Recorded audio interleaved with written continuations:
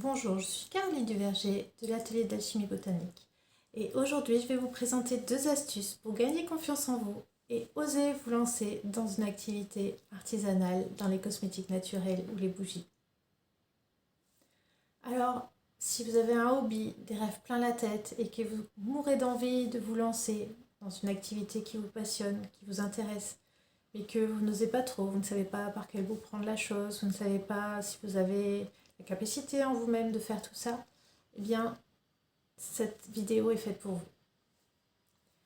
Je vais vous présenter, au travers de 2 exemples, les 2 astuces qui vont vous permettre d'y voir beaucoup plus clair pour oser démarrer ce projet, oser prendre confiance en vous. Cette vidéo fait suite à la précédente vidéo dans laquelle je vous ai partagé l'exemple de plusieurs artisanes qui ont réussi à transformer leurs rêves en réalité.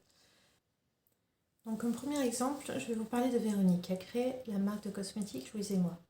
Véronique a consacré plusieurs années à ses enfants, ses 3 enfants, à les élever, les éduquer et quand ils n'ont plus autant besoin d'elle, elle s'est demandé ce qu'elle allait bien pouvoir faire comme activité professionnelle. Elle était passionnée par les savons à froid, les cosmétiques qu'elle faisait à la maison. Et en allant tout simplement au marché, elle s'est rendue compte qu'il y avait des gens qui en vendaient. Et là, ça a été la révélation. Elle s'est dit, mais c'est fantastique. S'il y a des gens qui font, ça veut dire que je peux avoir cette activité-là comme activité professionnelle. Ça veut dire que je peux me faire plaisir et utiliser ma passion pour en faire une activité rentable. Donc c'est ce qu'elle a fait, elle s'est formée pour être capable de vendre ses produits selon les règles de sécurité sanitaire. Elle s'est formée techniquement pour les choses qu'elle ne maîtrisait pas bien et elle s'est lancée en mettant un atelier dans le sous-sol de sa maison.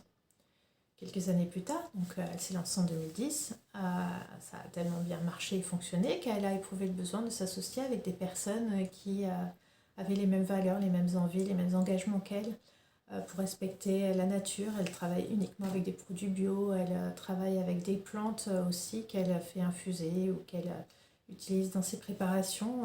Des plantes qu'au début elle faisait pousser dans son jardin et puis très vite elle s'est mise à en faire pousser un peu plus, vu que la demande augmentait, c'était plus suffisant. Donc elle s'est associée en 2014. Un an plus tard, ils ont été obligés de déménager parce que les locaux de son sous-sol étaient vraiment beaucoup trop exigus. Elle a déménagé dans une zone artisanale pour prendre un local de 250 mètres carrés et 2 ans plus tard, ils ont été obligés d'augmenter la surface parce que c'était vraiment trop petit. Ils sont passés à au total 1000 mètres carrés de locaux. Ils se sont retrouvés avec une dizaine d'employés, une croissance en constante amélioration, c'est-à-dire que c'est une courbe linéaire de croissance qui ne fait qu'augmenter depuis les années 2015, depuis qu'elle s'est associée, grosso modo. Et surtout, elle a pu s'accomplir en transmettant ses valeurs, des valeurs qui lui sont chères, le respect de la nature, travailler localement avec des huiles bio, avec des plantes sauvages ou cultivées, mais le plus naturellement possible. Au démarrage, elle a commencé avec quelques gammes de savon, elle a développé sa gamme, mais son chiffre d'affaires, quand elle a atteint ces nouveaux locaux, a dépassé les 1 million d'euros. Alors, quand je prends cet exemple, je ne vous dis pas qu'il faut absolument monter une société ou une entreprise artisanale qui va employer des dizaines de personnes ou développer des millions d'euros. C'est pour vous montrer le cheminement, d'où elle est partie et où elle est arrivée et quelles étapes elle a franchies. Dans un autre ordre d'idées, vous avez l'entreprise Comme Avant qui a démarré légèrement différemment avec une jeune maman qui venait d'avoir un enfant, Sophie, et qui s'est retrouvée avec, comme beaucoup de mamans, avec un problème au niveau de la peau de son bébé qui réagissait beaucoup, qui avait plein de plaques rouges. Donc ils ont commencé avec son mari à se renseigner, à voir ce qui pouvait provoquer tout ça et à chercher des solutions pour atténuer ces rougeurs et à soulager leur enfant. Et ils sont arrivés sur les savons à froid. En utilisant ces produits, ils ont trouvé que c'était tellement incroyable, tellement facile, tellement simple, qu'ils en ont fait profiter leur entourage, qui ont trouvé que c'était vraiment fantastique.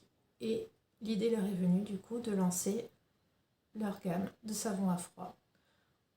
eux, leur idée, c'était de faire les choses les plus simples possibles, avec le moins d'ingrédients possible, pas de parfum qui peut être allergène, vraiment basique, les choses les plus simples, les plus naturelles aussi, bien sûr.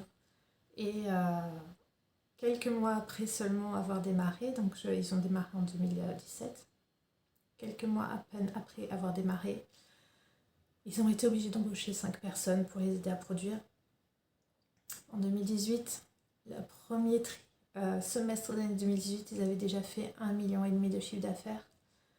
C'était leur première année d'exercice, hein. C'était la fin de leur première année d'exercice, c'est énorme. Et l'année d'après, ils prévoyaient déjà 4 millions d'euros de chiffre d'affaires. Aujourd'hui, ils en sont à plus de 50 employés. Ça fait déjà 2 fois qu'ils déménagent parce que les locaux sont trop petits. Ils ont développé d'autres gammes de produits que les savons. Ils ont développé des cosmétiques le plus naturel possible, toujours avec 4 ingrédients maximum, avec un packaging le plus recyclable possible, le plus simple et basique possible, pour avoir le moins d'impact sur l'environnement. Des cosmétiques ou des produits solides ou en poudre, pour éviter d'avoir à utiliser des préservatifs. Et surtout une éthique, une envie de protéger l'environnement, pour transmettre une planète propre à leurs enfants. Ils ont aussi développé une gamme de textiles en coton et en lin bio, qu'ils ont produit également sur place. Et vous voyez bien, les activités ne cessent d'augmenter, le nombre d'employés ne cesse d'augmenter, les locaux également. Mais ça reste une entreprise familiale. Ils emploient surtout des amis, des cousins, de la famille. Après, quand ça ne suffit pas, bien sûr, ils grossissent davantage. Et ça leur permet de respecter leurs valeurs. Ils ont également créé une fondation pour permettre la protection de la biodiversité sur des terrains agricoles. Hein, c'est une marque qui est réellement très très engagée, qui a vraiment un discours très fort, qu'elle partage aux autres et qui résonne beaucoup chez certaines personnes. Ils se sont beaucoup appuyés sur les réseaux sociaux pour se développer, pour faire parler d'eux. Et force est de constater qu'en très très peu de temps, ils ont réussi à développer une marque qui a un fort impact et qui est extrêmement rentable. Donc évidemment, ça change complètement une vie quand on passe de total novice dans une activité, au stade de simple hobby, à une entreprise plus que rentable qui permet également de changer socialement les choses en créant de l'emploi, en changeant les mentalités, en aidant à la préservation de l'environnement. C'est vraiment tout un programme. Alors pourquoi ces 2 exemples? Eh bien, tout simplement pour vous présenter les 2 astuces que vous pouvez en retirer. Première astuce, vous voyez la différence entre les 2 projets, donc l'entreprise Comme Avant et l'entreprise Louise et moi.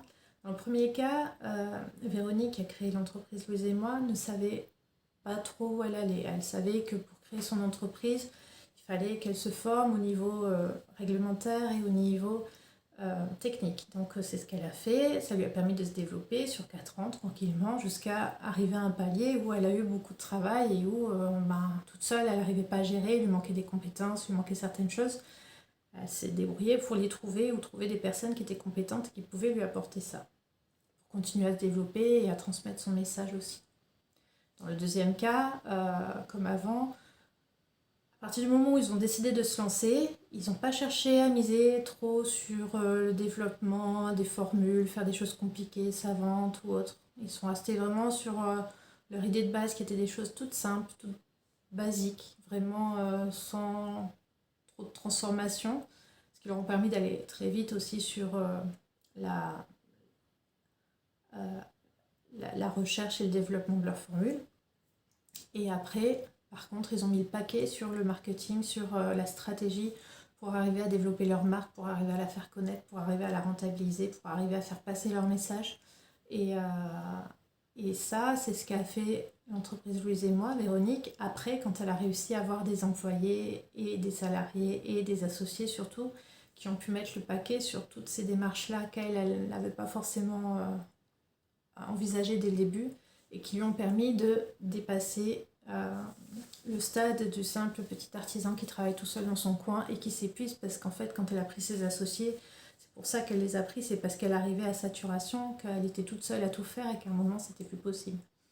Et donc, la première astuce, c'est vraiment, pour moi, d'arriver à bien définir l'objectif que vous voulez atteindre. Alors, je ne vous dis pas qu'il faut atteindre plusieurs milliers d'euros, bien sûr, plusieurs millions d'euros de chiffre d'affaires, mais savoir si vous voulez, dans 5 ans, dans 10 ans, à quoi vous voulez que votre entreprise ressemble. Est-ce que vous voulez juste arriver à vous sortir un petit SMIC et être tranquille parce que vous n'avez pas besoin de plus? Est-ce que vous voulez pouvoir être un acteur local du développement économique de votre région et pouvoir créer de l'emploi, permettre à d'autres personnes de découvrir aussi les savons, les cosmétiques, de découvrir un métier, de pouvoir éventuellement l'exercer à vos côtés et de pouvoir développer une marque, savoir aussi quel message vous voulez passer, savoir vraiment quels sont vos objectifs dans cette démarche. Est-ce que c'est juste de vous amuser, d'avoir un hobby? Dans ce cas, c'est un hobby. Est-ce que c'est aussi de vouloir transmettre des valeurs, des convictions profondes et les transmettre aux autres tout en préservant l'environnement? Est-ce que c'est dans cette démarche-là aussi de permettre à d'autres personnes d'accéder à un emploi et à contribuer à ce développement économique et environnemental? C'est ces questions qu'il faut aussi arriver à se poser pour savoir où on va, ce qu'on veut et où on veut arriver, où on veut porter ce projet, ce rêve, à quelle distance. À ce stade-là, vous n'avez pas besoin de vous mettre des barrières ou des contraintes. Vous pouvez très bien imaginer tout est possible. Vous voyez dans les exemples que je vous ai donnés de Véronique qui a commencé la fabrication dans son garage et qui est arrivée à un local de plus de 1000 mètres carrés avec plus d'une dizaine d'employés et qui vend pour plus d'1 million d'euros de chiffre d'affaires. Maintenant, comme elle n'arrête pas de croître, ça c'était des chiffres qui datent d'il y a 2 ans, donc vous imaginez que maintenant elle en est à bien plus que ça. Tout est possible. Après, il s'agit vraiment de savoir ce que vous avez envie de faire, de créer, de développer. Première astuce, se fixer des objectifs, savoir où vous voulez aller. Deuxième astuce, c'est en fonction de où vous voulez aller, c'est vraiment de faire le tour de ce qui va être nécessaire pour pouvoir démarrer votre activité. Quand je dis le tour de ce qui va être nécessaire, je pense que vous l'avez compris dans les exemples que je vous ai partagés, il ne s'agit pas seulement de savoir quel va être comment on va fabriquer et comment on va respecter la réglementation en vigueur. Ça, c'est relativement simple. Il y a des personnes qui vont vous aider pour respecter cette réglementation parce que de toute manière, vous êtes obligé de passer par un évaluateur qui va faire le gros du travail à votre place. Mais c'est surtout de savoir comment vous allez vendre vos produits, comment vous allez les fabriquer. Est-ce que vous les fabriquez vous-même? Est-ce que vous allez sous-traiter une partie? Est-ce que vous allez faire des macérats huileux? Est-ce que vous allez faire des choses très simples ou très compliquées? Est-ce que vous allez passer par les réseaux sociaux pour vous faire connaître, par le bouche à oreille, ou au contraire par des entreprises qui vont revendre les produits pour vous? Toutes ces questions-là, c'est des questions qu'il est important de vous poser pour pouvoir savoir comment vous allez organiser votre travail, les ventes, etc. Parce que si vous ne voulez pas vous épuiser, rester toute seule dans votre coin à faire les marchés les dimanches pour pouvoir vendre, il faut voir plus loin. Et c'est pour ça qu'en première astuce, c'est important déjà de se projeter, de savoir où on veut aller. Et une fois qu'on a déterminé ça, on peut beaucoup plus facilement dire de quoi j'ai besoin. Est-ce que j'ai besoin d'un site web? Est-ce que j'ai besoin d'avoir un label qui va me permettre d'avoir une visibilité? Est-ce que j'ai besoin de quelqu'un qui va me faire un packaging? Ou est-ce que pour l'instant, l'image de marque, c'est pas le plus important? Enfin, voilà, vraiment vous poser des questions pour savoir comment vous allez structurer votre projet. Alors, je sais que ça fait beaucoup de choses. J'imagine que là, c'est en train de fumer en vous disant « Ah, ça va être compliqué. » Moi, je croyais que c'était juste histoire de fabriquer, de voir comment réglementairement je pouvais faire les choses. Mais je pense que vous comprenez que si vous voulez en vivre, en faire réellement une activité professionnelle, ça va quand même un petit peu au-delà de juste fabriquer et attendre que le client arrive et se jette sur vos beaux produits. Il va falloir faire d'autres actions, il va falloir réfléchir à d'autres choses. Et c'est pour ça que j'ai créé un atelier conférence en ligne qui sera en direct dans quelques jours et auquel je vous propose de participer pour vous donner plein d'autres clés, plein d'autres astuces et conseils pour pouvoir justement vous préparer à vous lancer, à créer sereinement, sachant exactement ce que vous avez à faire, dans quel ordre, pour que ce soit facile et simple et que vous sachiez quand vous avez besoin de vous former, quand vous avez besoin de recourir à une personne extérieure pour faire les choses, à quel moment vous avez besoin de le faire et pourquoi surtout. Donc je vous propose de vous inscrire à cet atelier conférence qui aura lieu d'ici quelques jours en cliquant sur le lien en dessous de cette description. En passant par ce lien, l'accès à cette conférence sera gratuite et j'y partagerai énormément de valeurs, énormément de contenu, énormément de conseils qui vont vraiment vous permettre d'y voir beaucoup plus clair et de vous aider à appréhender votre projet de la meilleure façon possible. Cet atelier se veut interactif, pour ceux qui l'ont en direct. Vous pourrez me poser des questions, vous pourrez interagir avec d'autres personnes qui ont les mêmes passions, les mêmes projets, les mêmes envies que vous. Alors n'hésitez pas à vous inscrire. Si vous avez été inspiré par les exemples que je vous ai donnés, si vous avez des questions, si vous avez envie de réagir à tout ça, n'hésitez pas à les laisser en commentaire. J'y répondrai avec plaisir. Si vous connaissez également d'autres personnes qui pourraient être intéressées par cette thématique, n'hésitez pas à leur partager également. Ce ne sont pas des secrets de polichinelle, mais ce sont des éléments qui vont vraiment vous permettre de faire la différence dans la construction de votre projet et de faire la différence entre un projet qui tâtonne, qui ne sait pas trop où il va et qui est vraiment très fragile et un projet qui est bien construit et qui va vraiment vous permettre de démarrer en toute tranquillité et en sachant exactement où vous allez. Je vous dis à bientôt et comme le dit si bien Antoine de Saint-Exupéry, fais de ta vie un rêve et de tes rêves une réalité.